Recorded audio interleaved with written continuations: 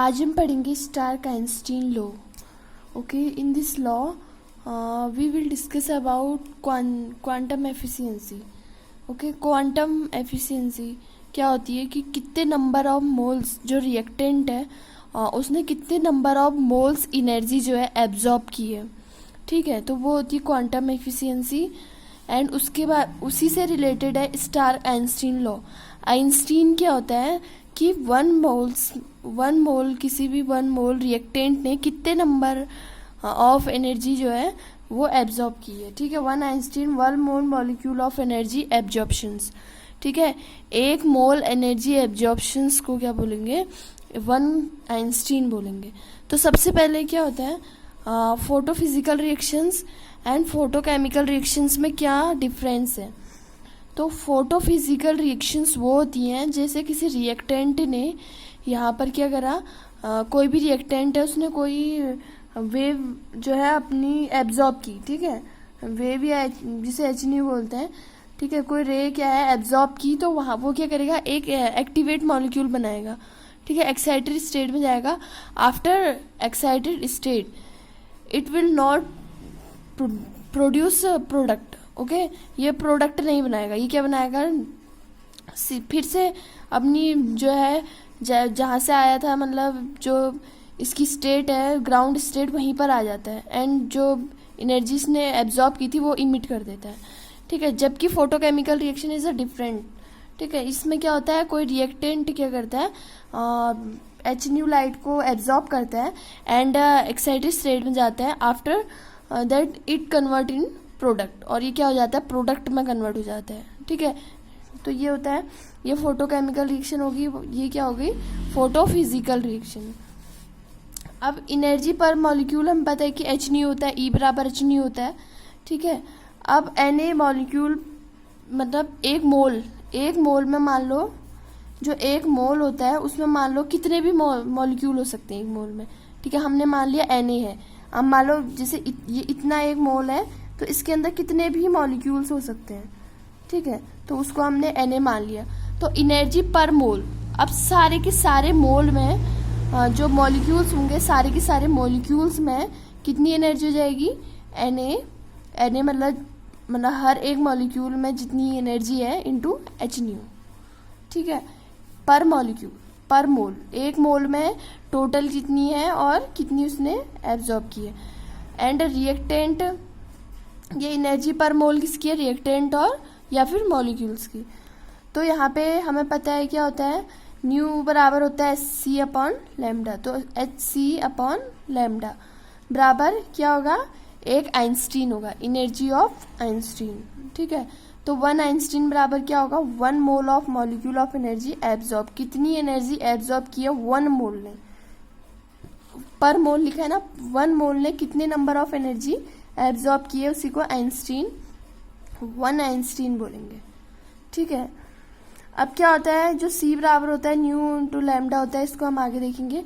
तो quantum efficiency होती क्या है एक्चुअल में, तो नंबर ऑफ मोल्स रिएक्टेंट, मतलब कितने नंबर ऑफ मोल्स जो है जिन्होंने रिएक्टेंट किया है, और total number of Einstein absorb, और उन्होंने कितने टोटल नंबर ऑफ आइंस्टीन मतलब कितने मोल्स ने वहाँ पे एनर्जी को एब्जॉर्ब किया, मतलब फोटोन ऑफ लाइट को एब्जॉर्ब किया, कितने नंबर ऑफ मोल्स ने. ठीक है, इसी में क्या होता है, क्वांटम एफिशिएंसी भी कवर हो जाता है तुम्हारा ये स्टार्क-आइंस्टीन लॉ में.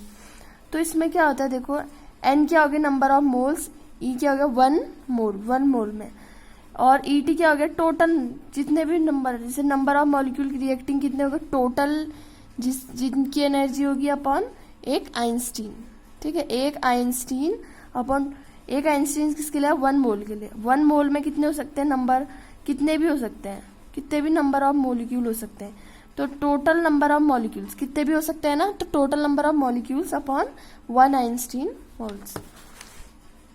अब यहाँ पे 10 मोल्स है, इन्होंने क्या करा 10. अब मान लो कि in ideal conditions, okay, ideal condition में हमने मान लिया कि 10 मोल हमने रिएक्टेंट के लिए, और उसने 10 आइंस्टीन एनर्जी क्या की, एब्जॉर्ब की. आफ्टर दैट इसने 10 मोल्स प्रोडक्ट बना दिया. अब ऐसा तो होगा नहीं, ऐसा क्यों नहीं होगा? क्योंकि देखो कोई भी मॉलिक्यूल है अगर वो एनर्जी एब्जॉर्ब कर रहा है तो इसका मतलब अब उसने एनर्जी एब्जॉर्ब की हो एक्साइड में, तो इसका मतलब कुछ ना कुछ इमिट भी तो करेगा वो, हर पूरा का पूरा प्रोडक्ट में तो वेस्ट नहीं कर देगा वो। ठीक है, तो उससे हम क्या कर देंगे, क्या मान लेंगे, जो इफिशियंसी होगी उसको हम क्या मान लेंगे, 10 क्या होगी टोटल नंबर ऑफ रिएक्टेंट और कितना एब्जॉर्ब किया है बराबर कितना हो जाएगा, 1 हो जाएगा उस समय। ठीक है, तो यहाँ पे number of moles reactant upon total number of molecule present. ठीक है, अब यहाँ पे क्या होगा, देखो यहाँ पे अगर हम टोटल नंबर ऑफ एफिशिएंसी निकाले तो NR, ठीक है, NR क्या है, N टोटल नंबर ऑफ जितने भी मॉलिक्यूल है, R एक कांस्टेंट है। ठीक है, और ET क्या है, टोटल नंबर ऑफ आइंस्टीन, जिसने अब मान लो 1 मोल में N नंबर ऑफ मोल्स है, मॉलिक्यूल्स है, तो टोटल नंबर ऑफ कितने सारे 1 2 3 गिनेंगे तो नहीं, तो टोटल नंबर ऑफ जो एनर्जी एब्जॉर्ब की इनटू लैम्डा क्या हो गया इसका वेवलेंथ अपॉन क्या हो जाएगा NaHC। ठीक है, NaHC कहाँ से आया, ये NaHC अपॉन लैम्डा था ऊपर चला गया। अब क्या होगा यहाँ पे, ये वाला पार्ट तो ऊपर ही रहेगा, ये पूरा का पूरा ऊपर चले जाएगा इनटू में, तो ये ऊपर चला गया NaHC upon ET into lambda. ठीक है, ये पूरा का पूरा पार्ट ऊपर चला गया तो ये बन गया। अब यहाँ पे फ्रीक्वेंसी बराबर क्या होगी, हम N और R तो कांस्टेंट है, हम क्या लिखेंगे यहाँ पे HC जो H की वैल्यू होती है उसको रखेंगे एंड लाइट की जो फ्रीक्वेंसी उसको रखेंगे। ठीक है, तो हमारा इतना निकल जाएगा, तो यहाँ पे हमें क्वांटम एफिशिएंसी बराबर कितना मिल जाएगा 0.12 इंटू NR/ET लैम्डा। ठीक है, ये एग्जाम्स में आता है ये क्वांटम एफिशिएंसी निकालने के लिए। अगर मान लो तुम्हारी क्वांटम एफिशिएंसी 1 आ रही है तो इसका मतलब क्या है, वहाँ पे जितना रिएक्टेंट बना उसने सारी की सारी एनर्जी एब्जॉर्ब करके Einstein of photons of Einstein जो है एब्जॉर्ब करके सारा प्रोडक्ट में चेंज कर दिया। ठीक है, इफ लैम्डा हाई, अगर लैम्डा ज़्यादा होगा तो क्वांटम एफिशिएंसी क्या हो जाएगी, कम हो जाएगी, यानी कि वेवलेंथ ज़्यादा होगा तो क्या हो जाएगा, प्रोडक्ट बनने की जो एफिशिएंसी है वो क्या हो जाएगी, कम हो जाएगी। तो quantum efficiency is more always, तो क्वांटम एफिशिएंसी क्या होनी चाहिए, ज़्यादा होनी चाहिए, और वेवलेंथ क्या होनी चाहिए, कम होनी चाहिए। ठीक है, इसलिए हमेशा यूवी विजिबल इसी रेंज की जो है ये वेवलेंथ क्या करते हैं फोटोकेमिस्ट्री में हम यूज़ करते हैं। ठीक है, अगर हम एक्सरे गामा रे वो इतनी हाई वेवलेंथ कोई अगर यूज़ करेंगे तो उसमें क्या होगा कि ये तो एनर्जी पूरा वो हो जाएगा ना, फट जाएगा, न्यूक्लियस ही फट जाएगा। तो उस समय आइंस्टीन से क्या लेना देना है कि आइंस्टीन मतलब कितने नंबर ऑफ फोटोन्स एक मोल्स में कितने नंबर ऑफ फोटोन्स एब्जॉर्ब कर रहा है कोई। ठीक है, तो इसी को स्टार्क आइंस्टीन लॉ बोलते हैं। आई होप आपको समझ में आया होगा। Thank you for watching. अगर समझ में आया तो सब्सक्राइब कीजिए।